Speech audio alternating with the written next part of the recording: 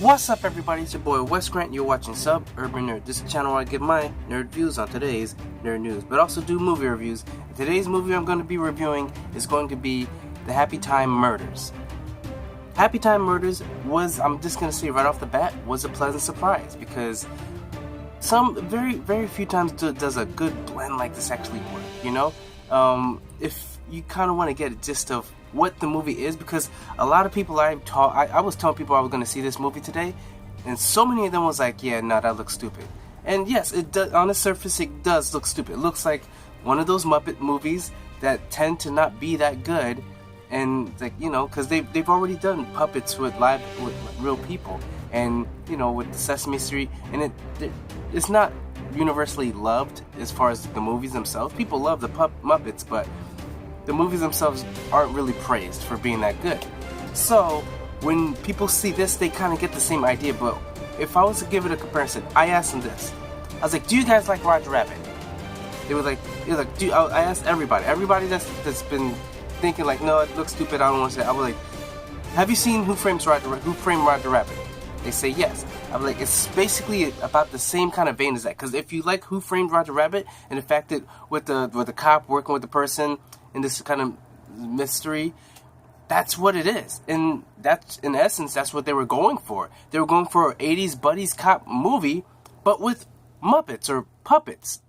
And right off the bat, I'm telling you, the puppetry is amazing in this. Because, like, of course, you know, they do it so there's no strings or you don't see anything. But the way they move them, after the first, like, say, 10, 15 minutes, you feel like this is all real. Like, you know, after seeing them, whatever, you know it's puppets. You know in reality that's people moving it, but you believe this world. You believe the world of the puppets and humans were living together. And another thing, if I want to give it like a description, it's Who Framed Roger Rabbit with puppets, but sort of like Bright. And the fact that like the partners, they don't want to work together because, quick backstory, the puppet Phil, he was on the police force. Something happened where Melissa McCarthy's character, who's also an officer or a detective as well, they used to be partners, to be the best partners, the best team actually. But something happened, which you find out later in the movie what happened, but where he just disgraced all the puppets, because just like Bright, where the orc was the first orc ever in the police academy or in a police, you know, force. Same thing goes with the puppets. Like, this guy Phil was the first puppet to be on the police force and trying to do good, and he was doing great until something he messed up and disgraced himself along with puppets, and basically just they actually made an act where no puppets can be, and they named it after him, Phil. And the rest of the movie is the Happytime. There was a TV show, Happytime Gang, or Happytime, pretty much Happytime Gang. There was humans, a lot of puppets, and it was a great show back in the day. Jump forward to this time. Apparently, there's some money that's supposed to be given to them, and someone's killing them off. And one of the Phil's brother used to be on the show, and then he gets killed. So therefore, he has more invested in the movie. I know that's a little bit of spoiler, but just to give you a reason why that was just a small part of it, you know. But the rest of the movie, there's a lot of good twists, like the puppetry and like what they had to do. Melissa McCarthy really acted like this thing, everything was real, and I couldn't understand as far as what was consistency, because the guy would hit people and it was like, okay, their hits hurt like regular people, but then if you're hitting them, it's like cushion. So I don't know, but that was just my little thing that I noticed. But going on with the story, I'm going to say with the people, the characters. Melissa McCarthy, she played Connie. She was great. You know, Melissa McCarthy, she's hit and miss once here or there. Sometimes she does some great movies, like Spy. She was awesome in that. But then you got these other movies. Most of the time when she's letting her husband direct her, I think it's like Ben Falcone, but whenever she's letting him direct, it doesn't always work together. But sometimes you have some gems. And this one, she really brought her A game, and she was really great in it. You have Elizabeth playing Jenny, who actually has some history and was on the Happytime Gang show.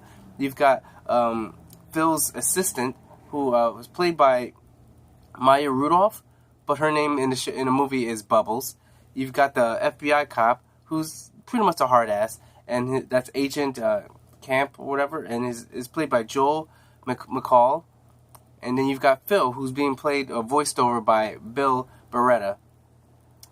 Those are the main characters. Those are most of the main people of it, and it was fun. This thing was raunchy. It's sort of like, how you say, Sausage Party. It really goes over the top at first. It's raunchy. You see these puppets are not your regular puppets. These puppets aren't PG. They're R-rated. And the thing about these puppets is they're not treated the same as regular citizens. They're treated as low class. You know what I'm saying? They don't get the respect. They don't know.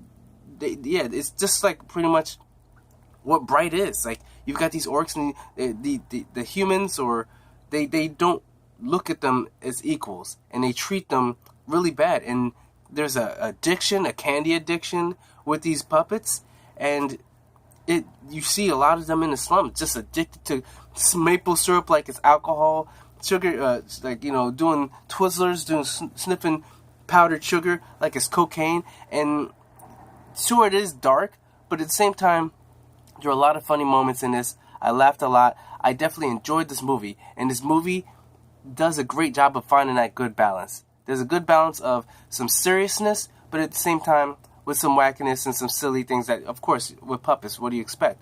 But sometimes they do try and go hard at these jokes that don't really land, but overall, majority of them, the jokes make sense in this world, and I enjoyed it myself. Going on as far as that, there's not much else I can say. This movie did a great job. I would recommend this movie, even though it doesn't look like the type of movie that most people would want to see. I say, like I said, if you liked Who Framed Roger Rabbit, this movie is really it's close. It's the closest thing you're gonna get right now, because we're not gonna get a reboot of Who Framed Roger Rabbit, and nor do I want one.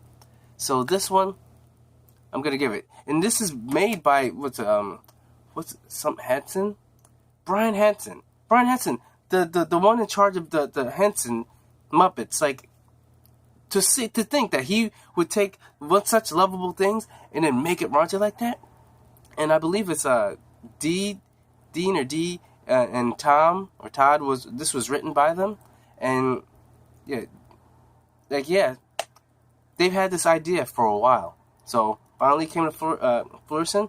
But right now, I'm seeing that it's on like 20-something on Rotten Tomatoes, which I don't know why, because this movie is a lot better than people think. I don't know if some people are just rating, and because on Rotten Tomatoes, I don't believe you have to actually watch a movie, or IMDb, maybe it's IMDb, but you can literally just put in votes without actually seeing a movie. So I don't think that people, like, hopefully come the weekend, it'll have a better score, because this movie is it is pretty good, and it's worth seeing. If you, like I said, if you're the type of person that liked Who Framed Roger Rabbit, this movie would definitely be something that you'd want to take someone to see. That's pretty much it as far as my review. If I was to give it a grade, I would give it a C+. Because it's not groundbreaking. It's not the best movie in the world. It has some fun moments. I would give it a B, but there were things that kind of unearthed me a little. Like in the trailer, you guys probably saw with the silly string looking like it's, like he having sex and silly string all over. Maybe it's the perv in me, but what you saw, the lady in there, he shoots it everywhere but on her, literally. And I think it was just to set up a joke that something like if you've seen something about Mary, it would kind of make sense. But I'm like, sorry, you're making all this noise. It's going all over. He goes twice, and it literally goes like, it's going around her. Nothing's touching her. And like I said, maybe it's just a perv in me, but it should have been at least on her dress or on her hair, or anywhere on her. But just completely miss her? I'm sorry, you lost points for me. That's how I know, as crazy as that is, for me to lose points. Like I said, it's a perv in me. My bad. But it's just, there was little things like that, just, that I'm like, okay, that don't make no sense. Even though it's puppets and stuff, all this world should make sense, but my brain makes it have logic. So when things like that happen that don't have any logic, you can see director just did it just to do it, kind of draws it down for me. But all in all, like I said, a good C+ is a pretty good score still. So I say see it, take your friends, don't take your kids, like I said, take anybody that you think would be interested in something like this. So remember to put on notifications. Comment down below if you like this review, if you think the same way, feel the same way, because I think we're gonna vibe on this one. So remember to subscribe, check out my last movie review, and check out my playlist of movie reviews. And remember, I'm Wes Grant. You've been watching Sub Urban Nerd, and you've just been nerdified. Catch you guys on the next movie review.